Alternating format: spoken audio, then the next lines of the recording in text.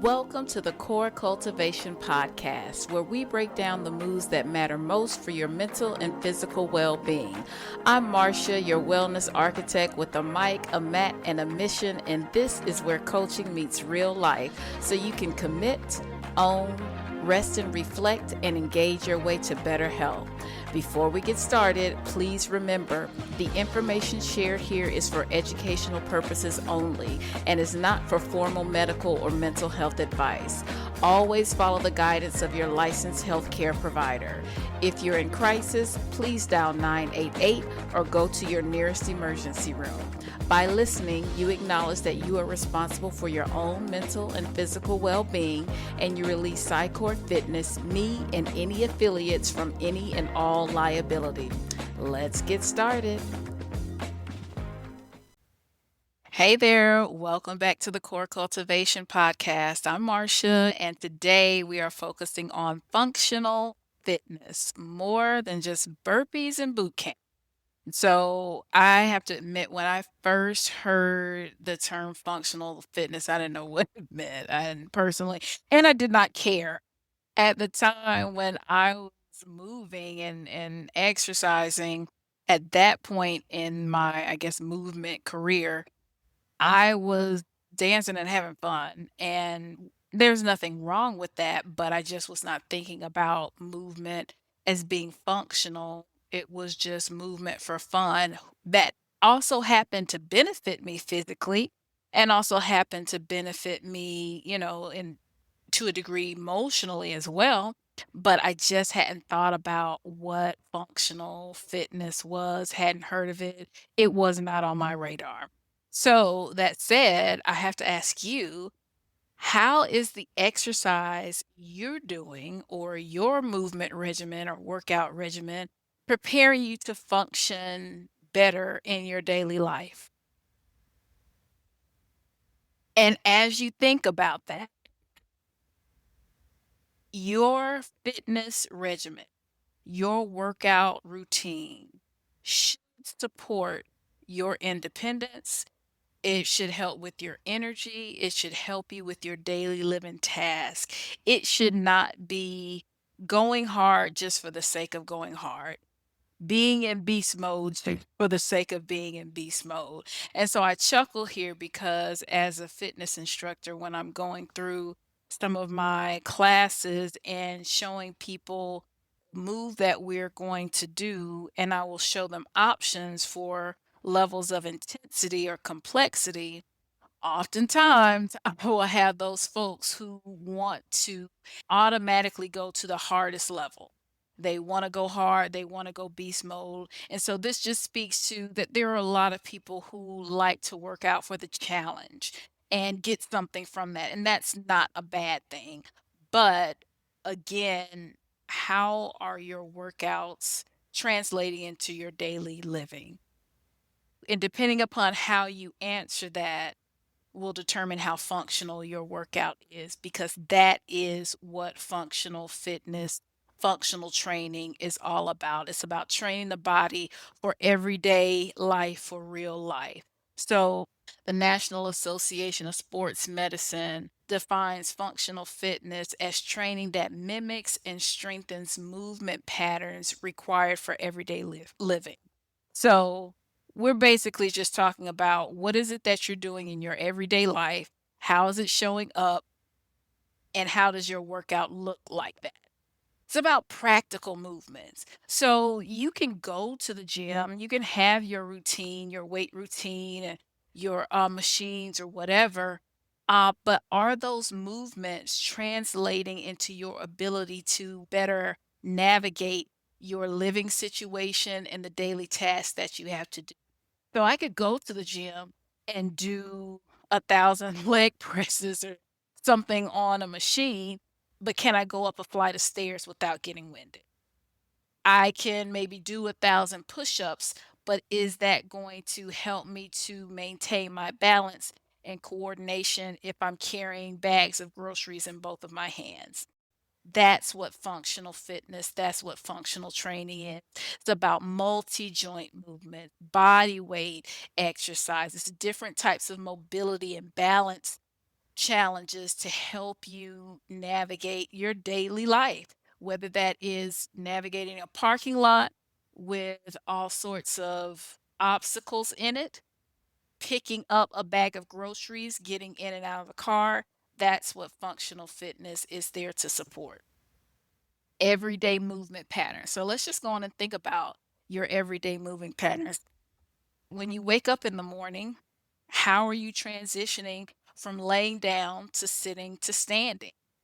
How are you feeling about your comfort and strength and balance in doing that? It might be easy for you. It may not be easy for some. It might be easy for you now. It may not be easy for you later.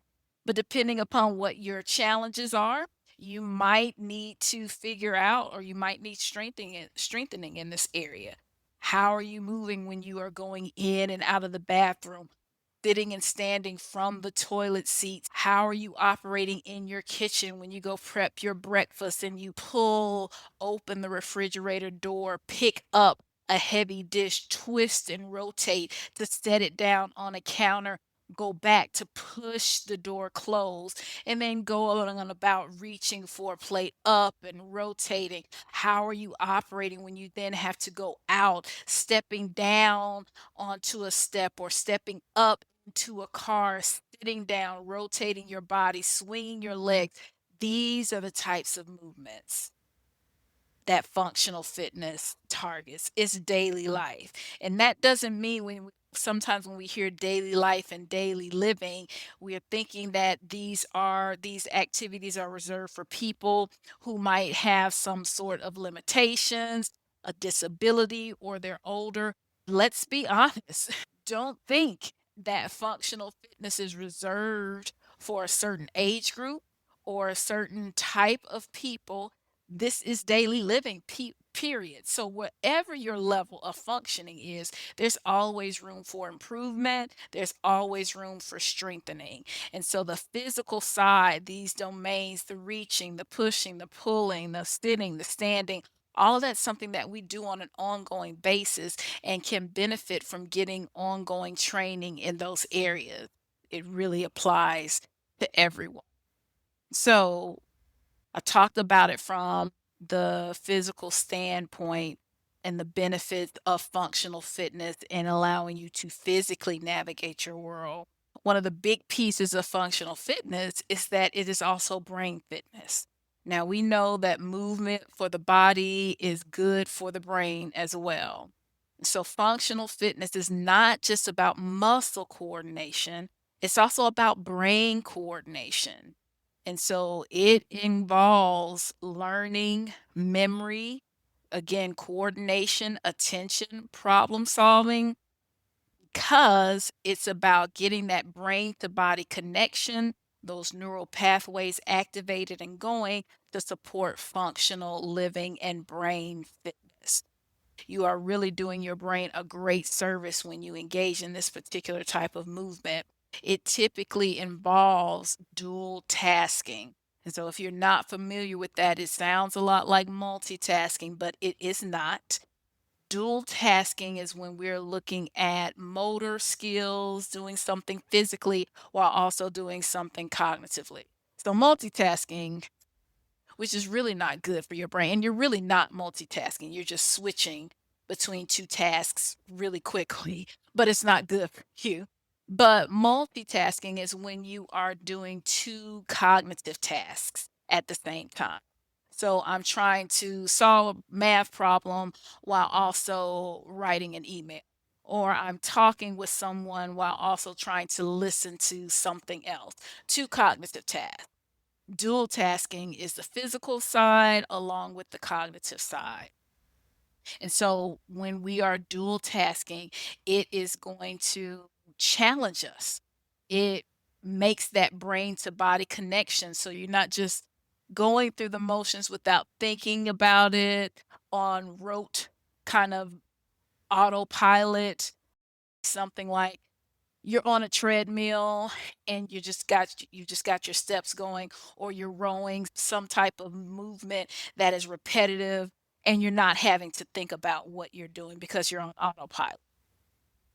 Functional fitness is going to require you to think about what you're doing and create some brain to body work. This helps improve neural connections, helping to preserve and even enhance cognitive functioning because you're working your brain. So this means I'm going to do 3 Heisman in different directions, and then when I get to the end of that sequence, I'm going to do 5 single leg squats. That means I've got to count while I'm doing this. So it's 1, 2, 3, 1, 2, 3, 1, 2, wait. Okay, now hold, and now 5, 4, 3. I'm having to think through it. So it's not rote, it's not automatic. I'm working my brain and my body and also having to coordinate so that I'm doing it in the correct way, in the correct format, in the correct sequence. And so because I'm using my brain as I'm doing it, it's going to reduce the risk of cognitive decline and cognitive impairment as I get older. And this is a huge factor. I'm strengthening my brain muscle. And by moving, of course, as I mentioned in the previous podcast on sedentary behavior, I'm boosting blood flow to the brain and strengthening my neural pathway. So when you hear functional training, try not to limit yourself to thinking that one is just about physical training, and try not to limit yourself to thinking that it's just about a certain group of people, whether by age or ability, that it applies to. It really applies to everybody and the whole body. Functional fitness isn't just about stronger physical muscles, it's about a stronger mind as well. And so if we take that a step further to the mental impact of cognitive impairments and really talk about some of the unsaid, unspoken, but very real feelings around cognitive decline. Everybody listening to this podcast is afraid of developing dementia, developing Alzheimer's, afraid of cognitive impairment and decline as you get older. Period, point blank. Whether you're actively thinking about it or not, to feel that you don't have the cognitive abilities to do the things that you need to do, and by consequence, to live the life that you want to live, right? You know people, have family, friends, loved ones who may be impacted by some form, some degree of cognitive decline, and you see the fear, we know the fear, we experience the fear, and you can tell when your mind is not as sharp as it was, or when you're not recalling things as you used to. So not only is it a fear for you as an individual in potentially developing any of those conditions, but if you are in that space and you recognize that I'm not able to do the things that I used to do anymore, and I don't have this sharpness that I used to, I can't recall things. That's a scary place to be. We know that we start to lose our independence when that begins to happen. So whether you are in it, experiencing it directly, witnessing it, or thinking about it, that's something that none of us really wants to experience, and can honestly say that we have that fear of losing mental sharpness, fear of developing dementia. What I want to focus on here is that it's not just about older folks, okay? I can't speak for you, but when I look around friends, family, circles, acquaintances, things like that, I notice these things are happening earlier in people's lives with younger people.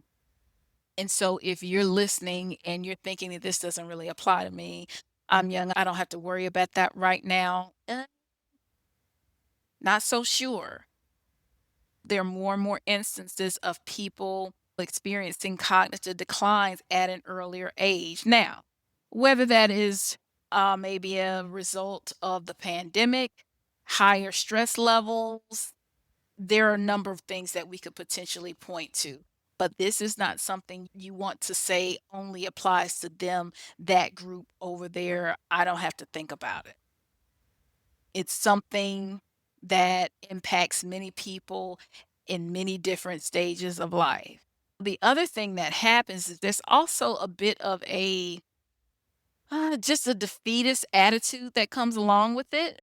We assume that it is what it is. Oh, well, yeah, they've developed a certain form of dementia, and people just kind of shake their head. Oh, that's too bad. It's all downhill from here. That's not the case. Again, we have to start thinking about our brains as a muscle. There was a time when we thought that the brain is what it is. Once you get it, you got what you got. That's it. There is no improving or strengthening, but we know better now. And we know that we can train the brain at any age. That said, just because someone might experience some degree of decline, cognitive decline, that does not mean that they don't have an opportunity for improvement and strengthening. Mental decline is not inevitable. The body and brain can change, but it can also be improved and influenced by lifestyle, especially movement. And there are all sorts of studies that are going on. In one of the fall prevention workshops I participated in, I got to hear about all of these different studies that are going on trying to sift through what types of movement are best for different types of cognitive conditions and challenges. So there were studies that were looking at people just walking on a treadmill in comparison to people who are doing partner dancing and all these different things. So they know, again, the evidence is there. We know that movement is good to address these things. They're just trying to figure out which type of movement works best for which type of condition.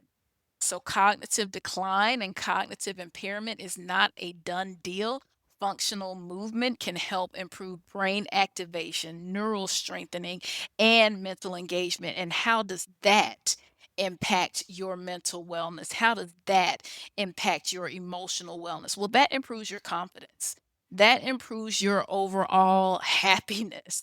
Because if you're engaging in these types of activities and training, then it's likely you're going to be able to hold on to your independence a little bit longer. You're going to be able to continue functioning at a level and in the space that you want and do for yourself and not have to deal with the fear of losing your cognitive sharpness and abilities. So, things for you to think about. Is your workout helping your mind stay sharp? Do you leave your workouts mentally recharged or just physically exhausted? And what are your workouts teaching you about how you handle challenges?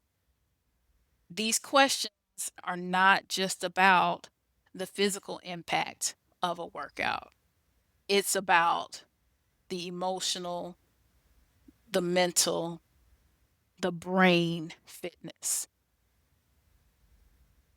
Here's a question for you. How well are you functioning in your daily life? Is your exercise routine making your life easier, or are you just checking a box when you go work out? Whatever that is, whether it's walking, whether you're doing beast mode at a CrossFit gym, whether you are biking, like what is it that you're doing and how is it translating into your daily life? So for me, I guess getting into my own core work, I've started including more mobility aspects into my movement regimen. Mobility to help with range of motion in the joint and to help with stability. I've also gotten more into restorative practices. I guess I've always enjoyed restorative practices with stretching, but I've also started including more foam rolling. And of course, there's always been breath work, meditation to complement these things. But these are the things that I've implemented to support my functional fitness overall, because it's not just about being able to move well, but also being able to recover well so you can keep moving. There's also the potential negative impact of going hard in some of these beast mode workouts and that long-term impact on your body and on the joints. And so mobility exercises and stretching can be a great way to recover from some of that. And so if any of this resonates with you, I invite you to check out Core Functional Living. You will find the information in the show notes. And this is for people of all ages, active agers, anyone with balance concerns, anyone just wanting to feel stronger in daily life. We'll be doing movement patterns, different types of movement to help you train your body, train your mind so that you can live well and function well in your everyday life. You can also feel free to tap into a wellness workday. The wellness workday is just short, brief movement sessions scattered throughout the day to help break up sedentary behavior. So that might be something that you're interested in doing and trying out. But whatever you're doing, wherever you are, do be intentional and thoughtful and considering what your workouts really are doing for you overall and how are they benefiting you beyond that immediate physical reward. So all the information that you need, you can look in the show notes. Other than that, until next time, don't forget to commit, rest and reflect and engage. Do your core work. Take care.